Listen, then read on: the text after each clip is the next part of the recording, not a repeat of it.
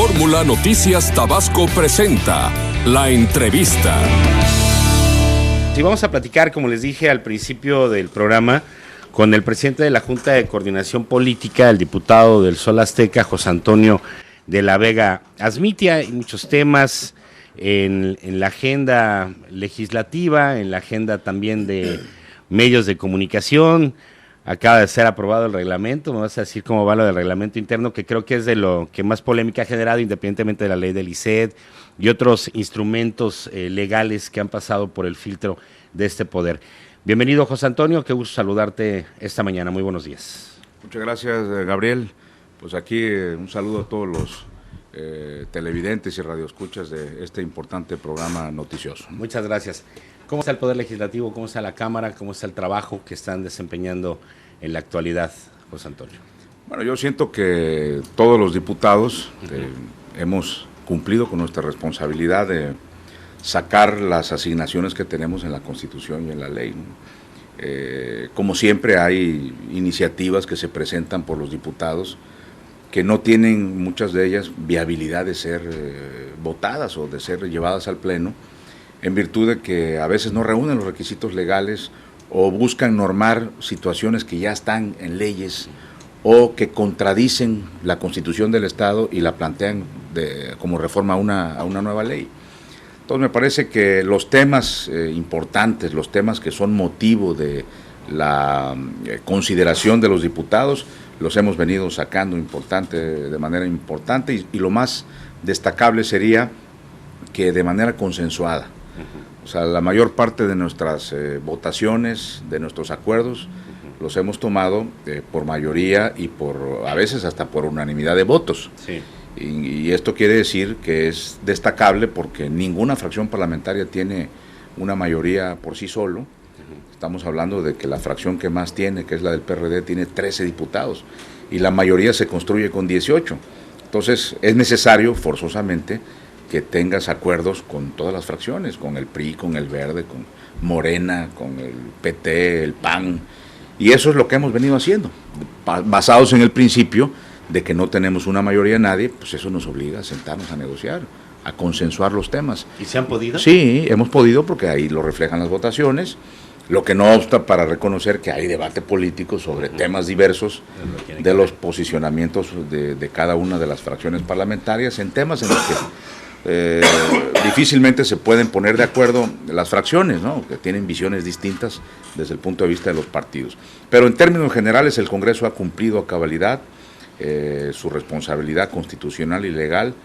Hemos nombrado y votado todos los funcionarios que la ley nos mandaba y muchos de ellos votaciones de 2/3 partes, como el presidente de la Comisión Estatal de los Derechos Humanos, los consejeros del Instituto Tabasqueño de Transparencia y Acceso a la Información Pública. Recientemente aprobamos en el periodo extraordinario a los integrantes del Consejo Consultivo de la Comisión Estatal de Derechos Humanos, votaciones de 2/3 partes. En la última fue unánime, en la del presidente de la Comisión de Derechos Humanos también fue por unanimidad de votos de los diputados para elegir un solo funcionario. Entonces yo creo que eso habla de madurez de muchos de los actores políticos que están en este Congreso, y yo lo celebro porque pues finalmente eso facilita la interlocución y la construcción de los acuerdos en la Cámara, ¿no? Y finalmente también se ha abierto la posibilidad de poder estudiar diversos perfiles, que no es por unanimidad, que no ha sido por dedazo. Sí. En los dos organismos que mencionaste se me hizo un ejercicio interesante. Así es. Pero de ahí, ¿qué hay de las iniciativas ciudadanas? Señalas que, por ejemplo, hay compañeros legisladores que llegan, presentan alguna iniciativa, algo que ya está marcado en la ley o algo que totalmente es absurdo.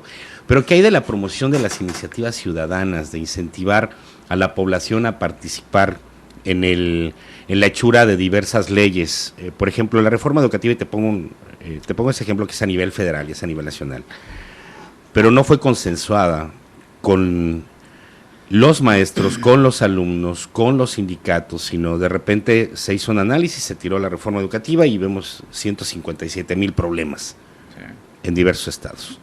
¿Qué hay aquí en el plan, José Antonio, para involucrar a la ciudadanía y a los diversos sectores en la hechura de todo el marco legal de diversas cosas?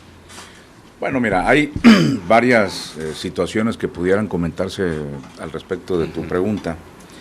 Lo primero que tenemos que decir es que muchas de las leyes que hemos tenido que aprobar y que seguiremos aprobando, porque el día de ayer precisamente se publicaron todo un paquete de iniciativas aprobadas por el Congreso de la Unión que van a impactar en esto que mencionabas hace un rato, en el Sistema Nacional Anticorrupción, otro grupo de leyes, conjunto de leyes derivadas del nuevo sistema penal acusatorio, y ahí hay nuevas leyes generales, y una ley general es la que regula y norma actividades de toda la República, de todos los estados de la República. Entonces, esas leyes que se acaban de publicar van a impactar en muchísimas leyes en el estado. Se tiene que crear una fiscalía anticorrupción a imagen y semejanza de la nacional, porque ahora hay una ley general del Sistema Nacional Anticorrupción. Se acaba de publicar la Ley General de Responsabilidades Administrativas, que se conoce como la Ley 3 de 3, y eso es una ley de aplicabilidad general. Entonces nosotros ahora tenemos que adecuar nuestra Ley de Responsabilidades de los Servidores Públicos para que no vaya en contradicción con esa ley general, para obligar a que los funcionarios de todos los órdenes de gobierno puedan presentar estas 3 declaraciones que se han mencionado mucho: la fiscal, la patrimonial y la de los intereses de cada funcionario, ¿no? El presidente de la República hizo una observación y quedaron de esa manera superadas y excluidos los empresarios que hacen negocios con el gobierno y los ciudadanos que reciben recursos públicos del gobierno, de los programas sociales, que en la anterior redacción estaban obligados a presentar estas declaraciones. Entonces me parece que es un avance muy importante, pero es una tarea muy grande para todos los congresos locales. Estamos hablando en Tabasco, tendremos que reformar más de 30, 35 leyes en los próximos meses del periodo que viene, que iniciaremos el segundo periodo ordinario de sesiones, el 5 de septiembre, y entonces se tiene que reformar el Código Penal, la ley de la Fiscalía General de la República que se reformó, ahora va a haber impacto en la Fiscalía del Estado. En fin, estamos hablando de códigos de procedimientos penales para adecuar a todas las disposiciones federales. Entonces, en ese caso, el trabajo para el Congreso es muy arduo. Hay que ponernos de acuerdo, poner a trabajar a los asesores, a los diputados, concentrarnos en esta responsabilidad, que tenemos plazos fatales en los transitorios de las leyes federales. Y por otro lado está la posibilidad de que los ciudadanos participen en el proceso de la elaboración de una ley. Por ejemplo, ahorita varias comisiones están haciendo reuniones. Por ejemplo, la comisión que preside el diputado Martín Palacios está haciendo foros del agua, está haciendo una serie de reuniones donde están involucrando a sectores. Lo mismo han hecho los de la Comisión de Grupos Vulnerables, las compañeras que están ahí, las de la Comisión de Equidad de Género, que se reúnen constantemente con organizaciones de protectoras de estos derechos para conocer su parecer. Ellos tienen también iniciativas que las ponen en la consideración y en el conocimiento de los diputados para ir sensibilizando sobre la necesidad de aprobar o reformar determinadas leyes. Entonces siempre participa la sociedad. Lo que pasa es que luego, cuando se aprueba una iniciativa, pues como que ya no se da mucho el crédito a las organizaciones que participaron, que impulsaron estas reformas, ¿no? Así ha sido tradicionalmente. Pero el proceso, por lo general, se toman en consideración por iniciativa de los propios ciudadanos y de las organizaciones o de los propios diputados que interlocucionan con estos grupos importantes de la sociedad en el diseño de elaboración de una ley, ¿no? Sí, le decíamos a Martín Palas precisamente, qué bueno que estás haciendo los foros, pero a la hora de la hora, como que cuando aterrizan todas estas ideas, se hace un análisis profundo, entonces ya se diseña un nuevo esquema, y se dice, bueno, pues es una de las partes que de eso se trata, ¿no? Sí. Porque ¿para qué tanto foro y para qué tanto Por ejemplo, brinco? es muy importante pusiste el de la ley del servicio profesional docente y la ley general de educación. Ahí, ciertamente, hubo un grupo de expertos en educación de la Presidencia de la República que hicieron una reforma sin involucrar a los actores. Sí, no, claro. Y yo creo que la mayor parte de la sociedad puede coincidir en la necesidad de que los profesores se capaciten, se evalúen. Sí. Creo que nadie pudiera estar en contra de eso. Los países que más han logrado mejoras en la educación a nivel mundial, los países de la OCDE, los países europeos, los países escandinavos, que tienen altos estándares de educación, es precisamente porque tienen sistemas estrictos de evaluación y de preparación y formación de sus profesores. Sería absurdo ir en contrasentido con esta idea de evolución de nuestro sistema educativo nacional. Pero ciertamente creo que debieron de haber tomado en cuenta las voces de los que ya sabían que se iban a poner a una reforma de esta naturaleza. Que tienen 36 años caminando en y esta hay materia. quienes te podrán argumentar, y puede que con cierta razón, de que independientemente de que los consultaras, de todos modos se iban a oponer a la reforma, porque se oponen muchos de esos grupos radicales por sistema a todo tipo de avance en la educación que toque los intereses de estos grupos sindicales o más allá de los sindicatos, porque hay unos que se forman ellos solos y que forman grupos dentro de los sindicatos, una especie de subsindicatos, y que llegan a tener fuerza porque lo que abanderan son privilegios y no la obligación de estar frente al aula, ¿no? Claro. Oye, ayúdame a entender esta parte en donde el Estado es libre y soberano y en donde de repente tenemos que homologar leyes a la federación. Sí. Ayúdame a entender. Bueno, eso es un tema ¿Cómo casar a la particularidad de Tabasco? Sí. ¿No? Mira, ese tema que estás tocando es precisamente uno de los de mayor actualidad en nuestro sistema, nuestra República Federal Constitucional, tu sistema constitucional. Acércate un poquito más. Sí. Desde el origen de la creación de México como nación, pues se diseñó un sistema federal. Sí. Y el sistema federal, podrán haber divergencias y opiniones distintas, pero lo que hicimos fue copiar el sistema federal norteamericano, que allá tuvo una razón y una lógica de ser, porque eran 13 colonias inglesas totalmente independientes entre sí, donde no había una unidad y donde era muy dispersa la relación que tenían con la corona inglesa. En el momento que deciden independizarse, pues se unifican ante las fuerzas enviadas por Inglaterra, se unifican para combatir a las fuerzas, y una vez que triunfan en la parte militar, pues deciden cómo se iban a organizar. Pero eran independientes, entonces ellos así nace y así diseñan e inventan el sistema federal. Entonces ellos dicen, bueno, sí, nos vamos a crear una unión, en una república federal, pero cada colonia, cada estado, que se le llamó a partir de ese momento, tendría una soberanía y una independencia respecto de la toma de decisiones en los temas locales. No es lo mismo el norte que el sur, la problemática. La particularidad de cada región. Esa es la esencia del sistema federal. Pero hay una constitución federal que rige para los intereses comunes de las 13 colonias. Y así nace el sistema federal.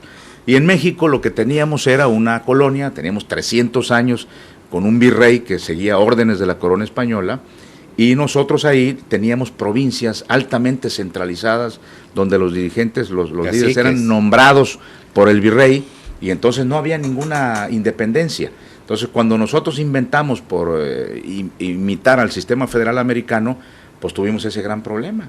Los caciques dijeron sí, porque vamos a tener más independencia, nos vamos a decir la expresión, a destetarnos del virrey. Bueno, ahora, ¿qué es lo que está sucediendo después de un siglo convulso, como lo fue el siglo XIX, donde inclusive en 1847 se volvió el sistema central? Desapareció el Senado, desaparecieron las legislaturas de los estados y funcionó un sistema centralista impuesto por los conservadores, que luego Juárez se restaura la República y se vuelve a poner el Senado. Ya en 1917 el tema de la forma de gobierno y del sistema federal ya no fue motivo de discusión en los constituyentes de 1917. Ahora, ¿qué es lo que hemos vivido? Una serie de reformas de los últimos 25 años que vienen asumiendo mayores atribuciones, las facultades del Congreso Federal, tanto de la Cámara de Diputados como de la Cámara de Senadores. Entonces, hay un artículo de la Constitución Federal que dice que lo que no esté expresamente señalado a esta Constitución se entenderá reservado a los estados. Es decir, esto es lo que nos rige para la Unión, y lo demás que no diga la Constitución lo pueden legislar, lo pueden regular las entidades federativas. Ahí se abre la posibilidad. Pero las facultades del Congreso de la Unión han venido creciendo desde 1917 en más de 700 reformas que se le han hecho a la Constitución. Entonces ahora lo que tenemos es que se legisla desde la Constitución para todas las entidades federativas, en materia electoral, en materia de contencioso administrativo, ambiental, en materia fiscal, de auditoría superior, de fiscalización, y a través de leyes generales.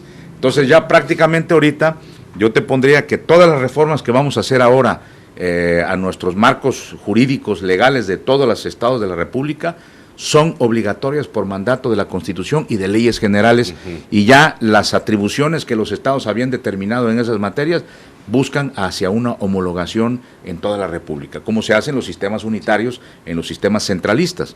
Hay quien dice, bueno, es que se está desdibujando, se pierde la fisonomía natural del sistema federal, y es correcto.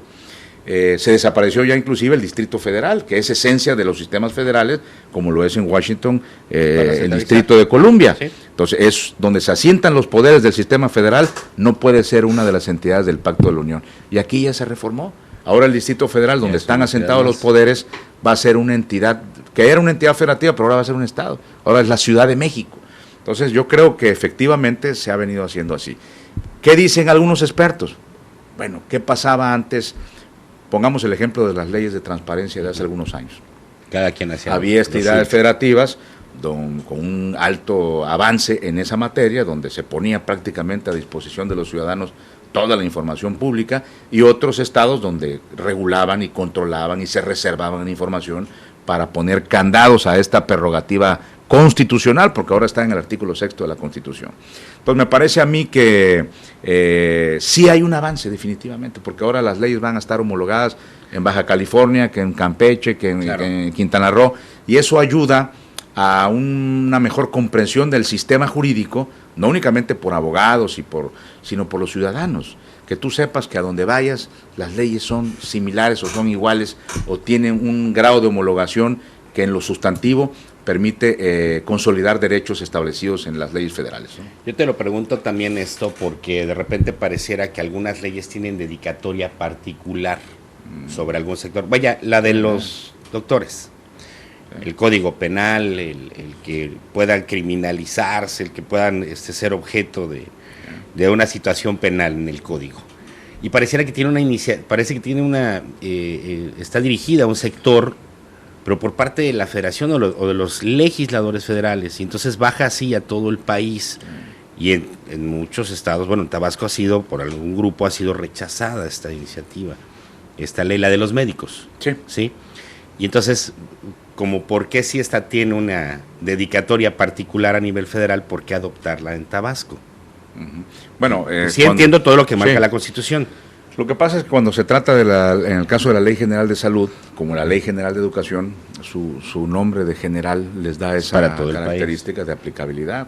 Esta idea de leyes generales surge, pues obviamente de hace muchos años, cuando se trataba de decir, bueno, los estados son libres y soberanos en sus regímenes internos, sus leyes locales, etcétera, pero en el tema de salud y en el tema de educación, que fueron los dos grandes temas para establecer leyes generales en la República, ahí sí no nos vamos a poner con que diferentes niveles. Hay una ley general de aplicabilidad y todas las entidades federativas tienen que respetarla, y las leyes locales de educación y de salud no pueden violar las disposiciones contenidas en las leyes generales.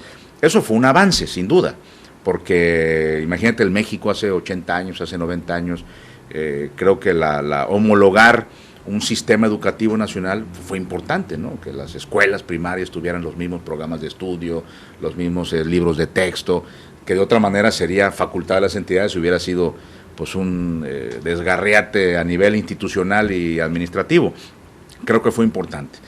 El tema que tú planteabas es la cada vez mayor involucramiento en los temas locales por parte de los legisladores federales, los senadores y los diputados federales que reforman la Constitución. O son 300, son 500, pero además toman la decisión de todo. Sin embargo, no es únicamente responsabilidad de ellos, porque si la Cámara de Diputados aprueba una reforma constitucional, la turna como minuta a la Cámara del Senado, a los senadores, y los senadores la aprueban, que tienen que aprobarlo por 2/3 partes en ambas cámaras, una reforma a la Constitución Federal. Y luego no queda aprobada. Tienen que aprobarla la mitad más uno de las legislaturas de los estados, que forman parte de lo que se denomina el constituyente permanente. Entonces, si tú tienes 32 entidades federativas, pues tienen que aprobarla 17. Entonces, una reforma constitucional, cuando es publicada, es porque en teoría tiene un amplio consenso a nivel nacional de los representantes populares en el Congreso de la Unión y de las entidades federativas en los congresos locales. No hay ni para atrás. ¿Cómo estamos en el diseño de la particularidad de Tabasco y de las cosas que competen al Estado? Yo te hablo del reglamento interno del Congreso, que yo creo que a muchos nos da gusto que ya vaya a haber sanciones para los faltistas, para los que no llegan, para los que buscan llevar un papelito que además compruebe de que estaban enfermos o que estaban en el baño, no sé. Esta es una de las cuestiones que también ha sido polémica. ¿Cómo vamos en ese diseño de... Bueno, es precisamente uno de los temas que me interesaba mucho comentar contigo, que fueron los que... Después de la cátedra. Sí, no, de los temas que aprobamos ahora en el periodo extraordinario, los dos grandes temas que nos convocaron, porque estábamos ya fuera de los plazos que establecían los transitorios de las leyes, fue la elección por parte del Congreso de los 6 integrantes del Consejo Consultivo de la Comisión Estatal de Derechos Humanos y el nuevo reglamento del Congreso. Refiriéndome al reglamento, que era tu pregunta original, en el reglamento teníamos un reglamento totalmente obsoleto de más de 23 años. Inclusive la ley orgánica que se abrogó y que se publicó el año pasado, se había publicado y no se reformó el viejo reglamento. Es decir, que el reglamento anterior tenía una obsolescencia respecto de la ley anterior. Entonces, al hacerse la nueva ley, pues prácticamente quedó inservible. Ya se oponía el reglamento o contradecía o era ambiguo respecto de la mayor parte de las disposiciones de la ley orgánica del Congreso aprobada el año pasado. Entonces me parece que era necesario, obligatorio que el Congreso se dotara, que los diputados abrogáramos el viejo reglamento y entráramos uno nuevo. Las disposiciones más importantes están contenidas en la ley. El reglamento lo que busca es solamente una precisión donde la ley orgánica es enunciativa, el reglamento debe ir al detalle en la precisión de reglas muy puntuales, ¿no? Como esos temas que tú mencionas, la ley orgánica habla de que se deben sancionar a los diputados faltistas y la ley orgánica es muy precisa al decir que 3 diputados que se ausenten en 3 sesiones consecutivas sin justificarla, pierde el cargo de diputado, ¿eh? Así Eso ha generado mucha polémica, pero es la ley, y es la ley que nos dimos. ¿Es renunciable? Pero entonces, sí, bueno, es renunciable, no puede renunciar, pero si un diputado falta una sesión, falta otra, y ni siquiera manda un escrito, oye, pues estoy enfermo, o tengo un problema familiar, tratar por lo menos de hacer una justificación, pues entonces quiere decir que no le interesa, porque faltar 3 sesiones, estás hablando de faltar por lo menos a semana y media de trabajo, ¿no? Bueno, en cualquier trabajo te dan para atrás si no, si faltas 3 días. Entonces me parece... En cualquier empleo. Los diputados no lo hacen, lo justifican sus inasistencias de diversas maneras, ¿no? Entre ellas, una de las justificantes puede ser también por cuestiones de trabajo legislativo. Hay diputados que pueden ir a algún congreso nacional, un trabajo de la comisión que pudiera obligarlo de ausentarse. Pero bueno, el reglamento es preciso en eso. Pero también se determinó para el Congreso una nueva estructura administrativa.